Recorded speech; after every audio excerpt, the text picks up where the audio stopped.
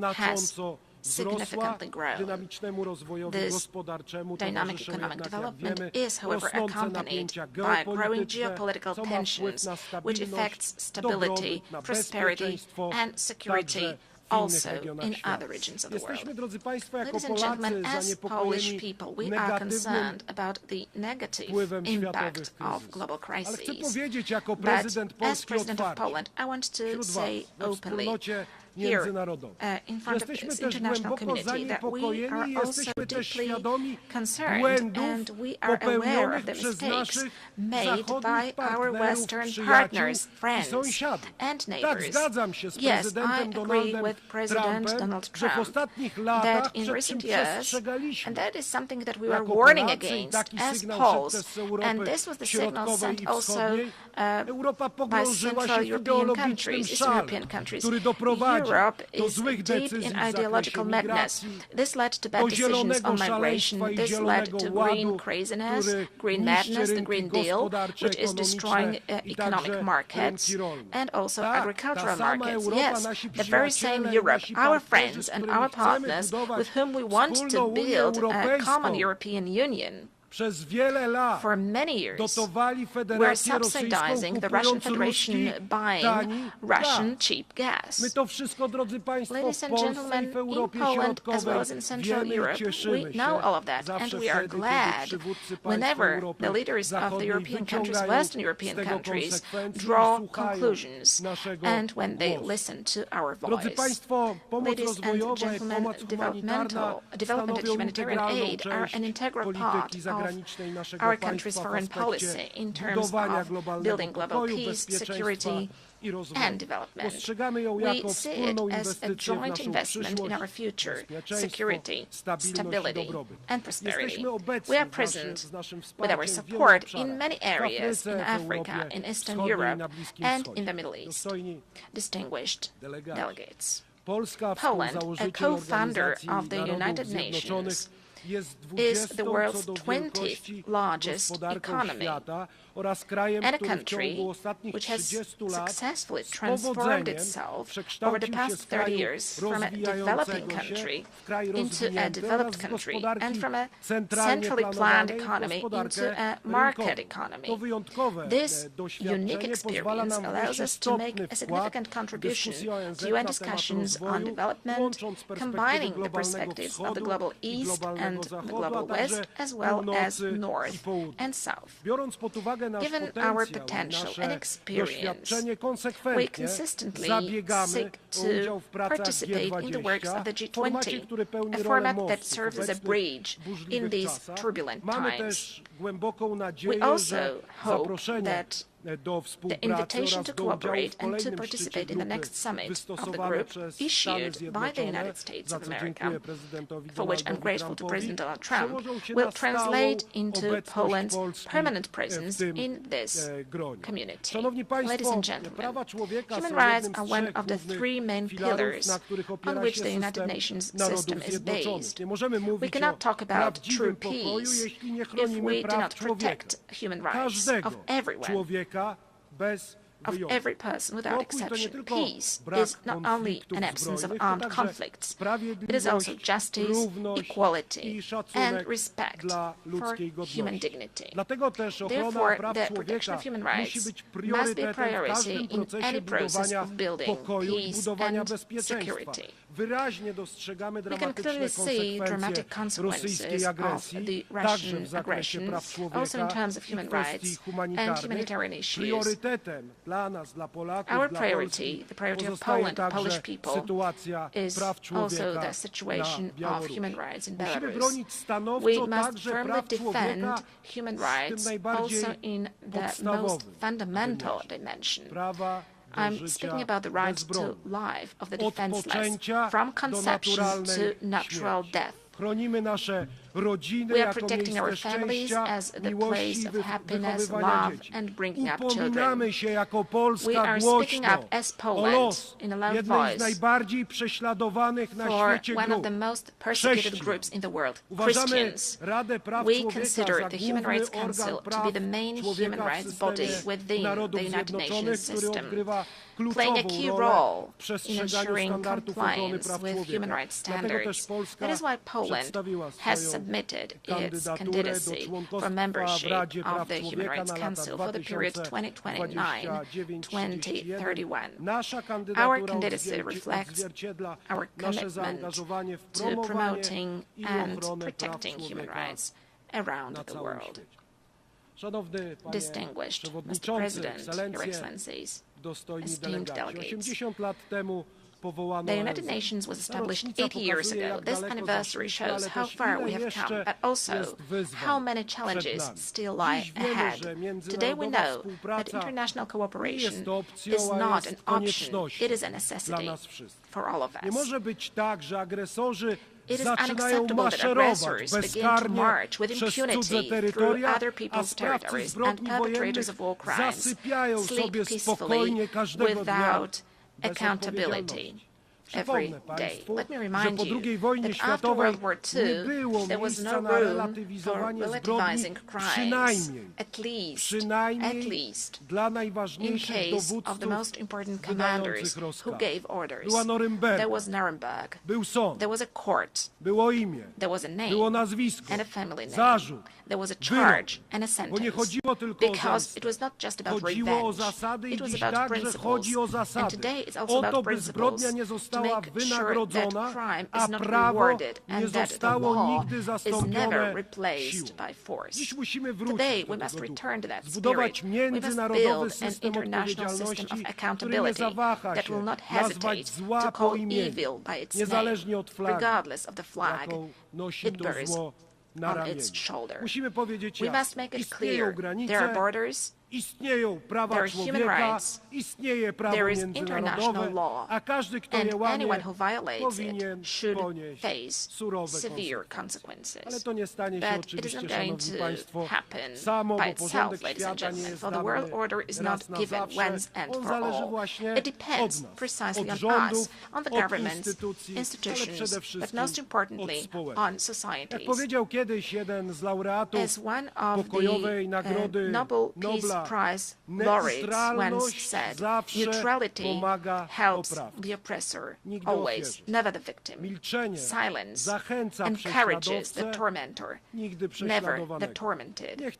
Let these words be not just a warning, but also a call to action. To action here and now. Thank you for your attention.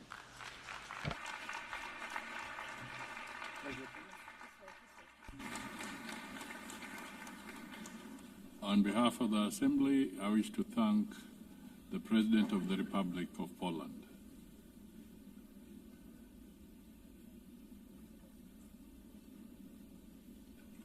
The Assembly will now hear an address by His Excellency Daniel Francisco Chapo, President of the Republic of Mozambique. I request protocol to escort His Excellency and invite him to address the Assembly.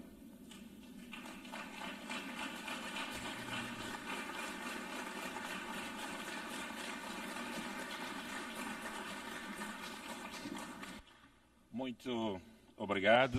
Thank you so much. Your Excellency, Madam President of the 81st session of the United Nations General Assembly, Your Excellency, Secretary General of the United Nations, Your Excellency, Heads of State and the government present here, distinguished heads of delegations, ladies and gentlemen, it is for us an honor to address for the first time as the President of the Republic of Mozambique in a very important moment, both for Mozambique and for the Organization of the United Nations.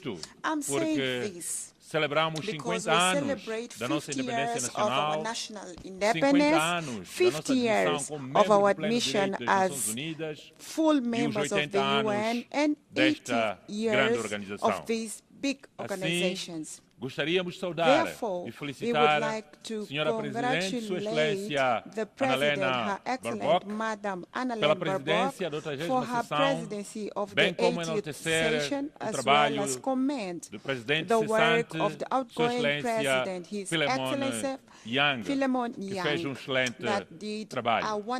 Não poderíamos deixar de render homenagem ao secretário-geral das Nações Unidas, o engenheiro António Guterres, pela sua incansável advocacia em defesa do multilateralismo, pela atenção dedicada às prioridades de África e pela visão de lançar a iniciativa UN 80. Hoje, Today, 8 years after its creation, we are pleased to witness the progress that the United Nations has helped to achieve. The independence of the Republic of Mozambique, as well as the many African countries and other continents of this planet. This is one of just one of the evidence of this legacy of the UN. Despite multiple challenges that the UN faces, it remains firm at the forefront of the global processes, which is why we emphasize that any reform effort aimed at making it more responsive and with better capacity to address contemporary realities will only be complete when we include the reform of the Security Council of the UN. Your Excellencies, the year 2025 has tested the limit of multilateralism with the United Nations at the epicenter. We have witnessed the intensification and escalation of conflicts and growing sense in the whole world, and we also see a growing sense of impunity. The ongoing conflicts in various corners of the world and the crisis remind us that the promise to save the future generations from the scourge of war, written in the letter of 1945 Charter, remains unfulfilled. 8 years of building multilateralism institutions, safeguards and principles that have governed global affairs are now at risk. The result is clear. As guerras multiplying, the climate crisis is worsening, as dívidas debt aumentam, mounting, as tarifas crescem, rising, a the desilusão disillusion is alastra-se spreading, e, acima de and tudo, above all, regressa the o espectro nuclear nuclear. spectra is returning. A estas ameaças Added to these threats, somam-se we as also consequências have the econômicas economic de consequence of crises successful sucessivas crises no mundo. in the world. A pandemia We are talking da about the Covid-19, pandemic of a guerra na COVID-19, Europa, the war in no Médio Europe, Oriente in the Middle e as guerras East, em África. and the wars in Do aumento Africa. do preço From the das rising of matérias-primas commodity prices à to volatilidade financial financeira global. volatility globally. Tudo isto All of this gera dívidas generates insustentáveis unsustainable e debt desigualdades cada and vez mais ever profundas deepening na inequalities sociedade. in the society. Assistimos We are também witnessing a a preocupante retrocesso concerning dos setback compromissos of the internacionalmente international acordados. commitment.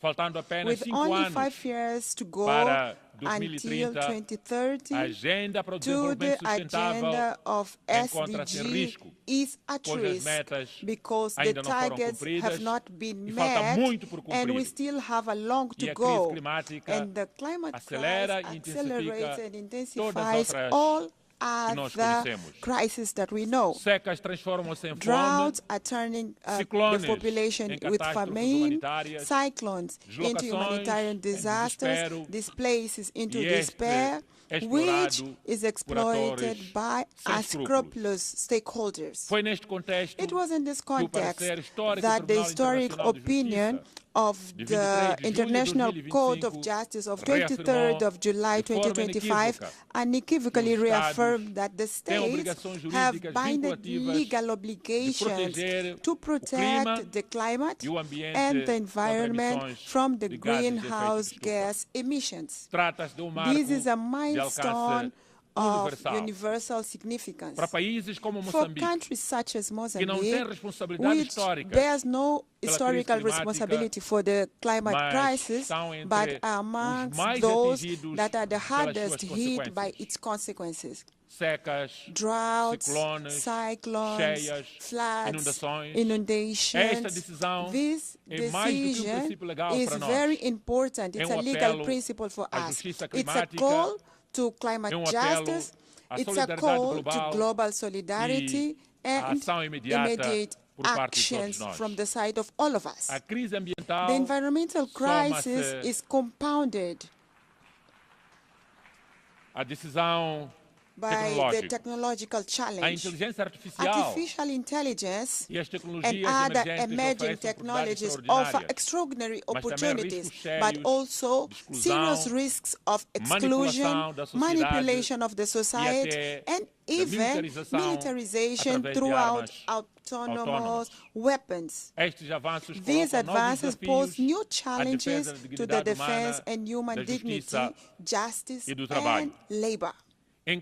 As long as we do not fully understand how these models work, we cannot entrust them critical tasks without robust safeguards in place. Otherwise, we are going to destroy the world. For that reason, Mozambique advocates a technological and climate diplomacy capable of regulating risk and democratizing benefits through genuine transfer and sharing of knowledge, of technology, so that the science and technology are not factors of exclusion, but rather instruments of climate justice and inclusive development in the world.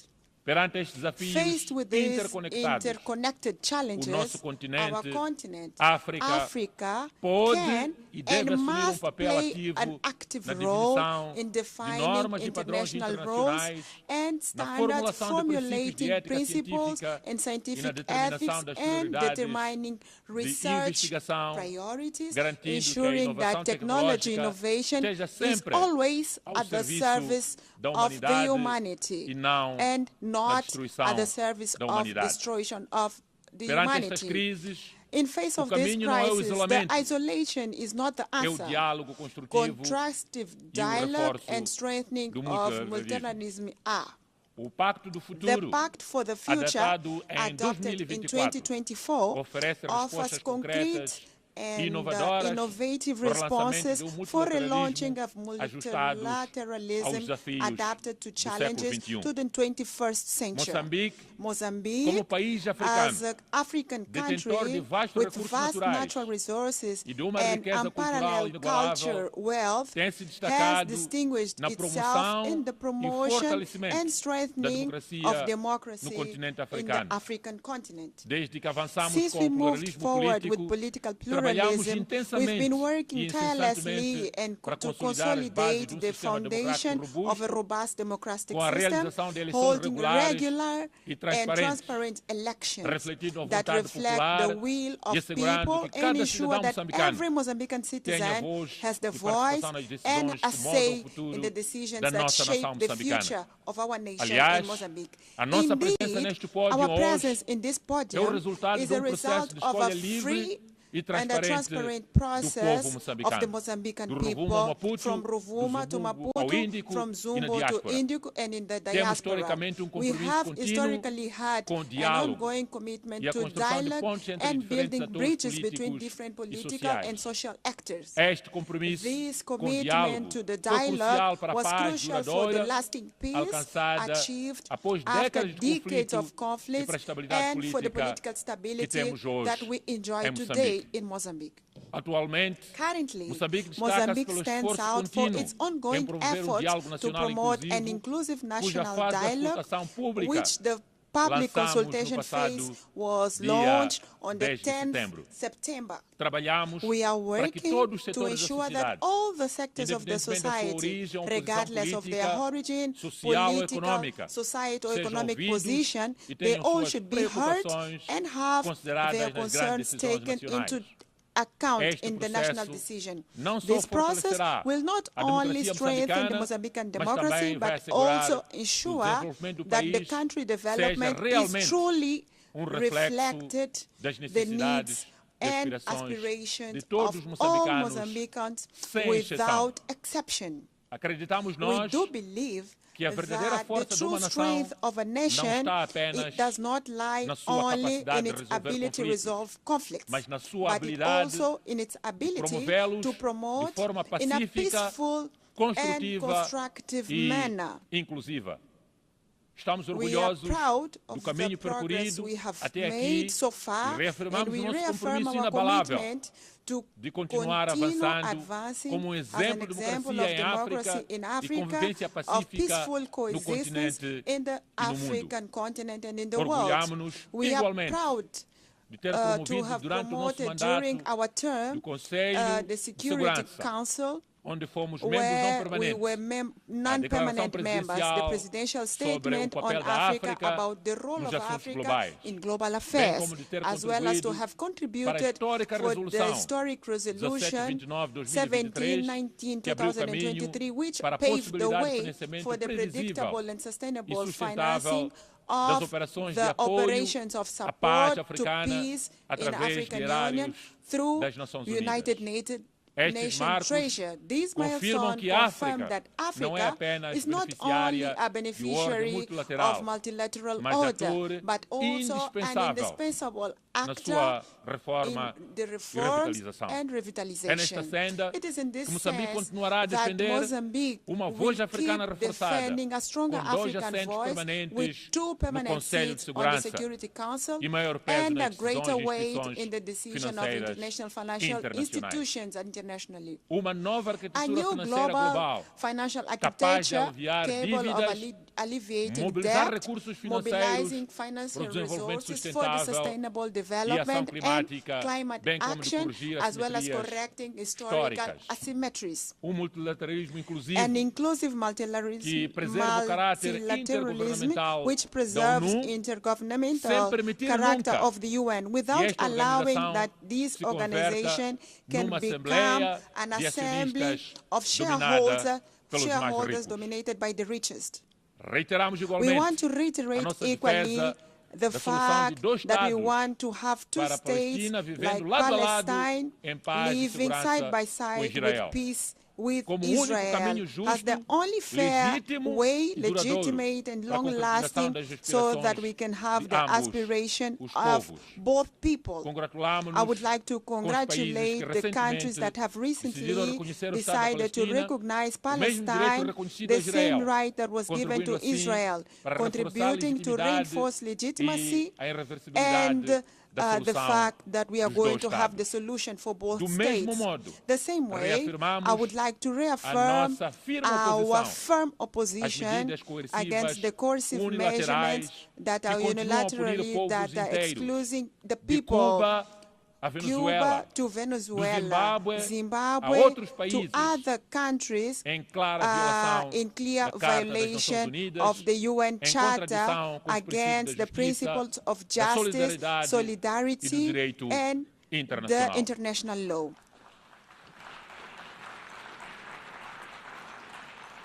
Minhas senhoras e meus senhores, ladies and gentlemen, the topic chosen for this session is like it's better to be together. 8 years and counting for peace, development of human rights could not be more timely. Está It is intrinsically linked to the events of this week. Where we are having this high level in the UN, the celebration of Beijing Conference on Women, the Climate Summit, the first biennial summit for sustainable and inclusive and resilient global economy mandated by the Pact for the Future, the celebration of youth, the elimination of nuclear weapons, and the meeting on global health and well-being. All these meetings reaffirm the vitality and the centrality of the UN and conveys the same truth. What unites us as a humanity is much greater than what divides us. We are different people, but we share the same earth. We profess different creeds, but we all aspire to the same dignity. We speak different languages, but we share a single destiny. In fact, today, where we are today, we all know the date of birth, but no one knows the day they are going to die. And this is a clear sign that we all are equal like human beings. Today, the creed that we need nós todos not one necessitamos, exclusion. não é de exclusão, need to be included, not excluded. Não é de isolamento, not mas de isolation, cooperação. but cooperation. Não é de not unilateralismo, mas de but multilateralism solidário. based on solidarity. Precisamos hoje, we need todos today, nós, all of us, de uma fé renovada to have a renewed na capacidade faith coletiva da in the humanidade humanity's de collective enfrentar os ability to desafios face the comuns da common Gaia, challenges of Gaia, a nossa casa our comum. common home. O mundo The world encontra-se num is verdadeiro at a ponto de real inflexão. turning point. Todos nós sentimos. We all feel Ou this. concretizamos a Either Agenda we 2030, deliver the 23rd feita por agenda nós, that we've ou written it aceitaremos ourselves, dela or we will relegada a uma have to promessa accept falhada. seeing a E relegated nisto and failed não promise. basta a boa And vontade. for this, goodwill is Honrar not o princípio enough. de responsabilidade Honoring comum, the principle mas of common diferenciada responsibility é sacrosanto. and differentiality Precisamos de is recursos important. à escala We necessária, need resources de trabalhar on a de forma scale. mais We need to inteligente, work in a smarter de alinhar way mandatos to com align prioridades nacionais mandate por with parte de cada national de nós, priorities for each of de us, investir em to dados, invest in tecnologia data, e capacidades technology, institucionais institutional e, capacity, sobretudo, and most de of assegurar all, que a ensure África that tenha Africa assento has a pleno full seat nas decisões at the que table moldam where o seu decisions futuro. are taken for A mensagem its de Moçambique future. The é message clara. of Mozambique is very clear. Queremos parcerias We want baseadas partnerships no based respeito on mútuo mutual e respect no valor and shared partilhado. value. To Parafraseando paraphrase o the malogrado late presidente president Samora Moisés Machel, presidente the president da República of the Popular de Moçambique, na Popular altura, Republic of hoje Mozambique at the República de time, Moçambique. today Republic of A Mozambique. solidariedade International internacional solidarity não é is ato de not an caridade, act of charity. é It is an act de unidade of unity entre aliados. amongst allies. O 80º aniversário The das 80th Nações anniversary Unidas of the UN convida-nos a todos invites nós all of us a to renovar este renew our espírito spirit de of solidariedade solidarity, internacional international e humana. solidarity and human Os solidarity. desafios diante de The nós challenges são before us enormes, are enormous, mas but somos de facto we are indeed melhor better juntos, together, como diz as o lema das Nações the Unidas. topic of the UN says. E se And é verdade if it que is cada true geração that each herda o generation mundo inherits the do world anterior, from the previous também é one, verdade it is also que cada true that geração each tem o dever generation has de the legar duty mundo melhor of à leaving geração a seguinte. better world for the next Este é o fio generation. condutor This is the da guidance Agenda principle 2030. of the Agenda É o 2030. espírito do Pacto It do is the Futuro spirit of the Pact e é a of the razão future, and it de is the ser reason desta why organização, we have as this Nações Unidas. organization, the United Transformar a Nations, esperança to transform do the povo no hope mundo of the people em in the ação. world into A action. solidariedade Solidarity em resultados into concretos concrete para os results povos. for the people. Que tenhamos a So coragem, that we may have the todos courage, nós, all of us, no planeta in Terra, the planet, de to reformar reform com sabedoria, with wisdom, aprender learn com os nossos from erros our mistakes, e and a the determinação determination de to oferecer a offer paz, peace, o desenvolvimento development, e direitos and humanos human rights a todos to os everyone, seres humanos no all planeta Terra. human beings in the Para terminar, planet. To conclude, digo que I would like Moçambique to say conta that Mozambique com a counts ONU on the UN, e a ONU and the UN pode contar can count com on Moçambique. Mozambique. Muito obrigado a Thank todos you so e much, sucesso. everyone, and wish you success. Thank you. On behalf of the Assembly, I wish to thank the President of the Republic of Mozambique.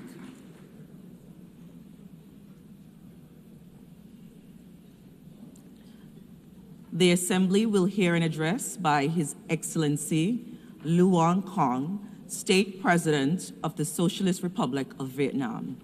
I request protocol to escort His Excellency and invite him to address the Assembly.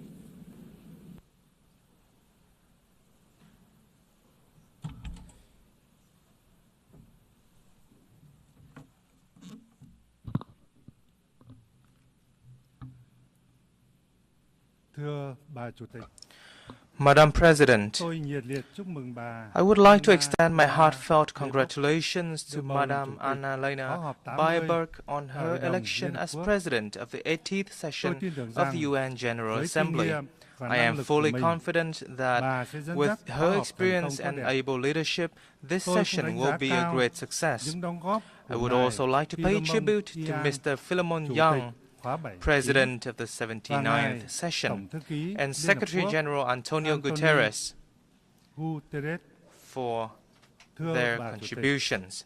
Madam President, over the past 80 years, in spite of a multitude of challenges, the UN has stood as the embodiment of humanity's aspiration and collective commitment to peace, cooperation and development grounded in the universal values of human rights, national independence, equality, democracy and social progress. Multilateral cooperation has brought forth remarkable achievements, especially in preventing wars, fostering peace and cooperation, building friendships, reducing poverty and curbing diseases, improving living standards, and advancing science and technology at an unprecedented pace. Yet today, we find ourselves in a profoundly changing world, facing unprecedented acute challenges, local wars, conflicts, arms races, and the use or threat of force in the international relations are escalating at an alarming rate.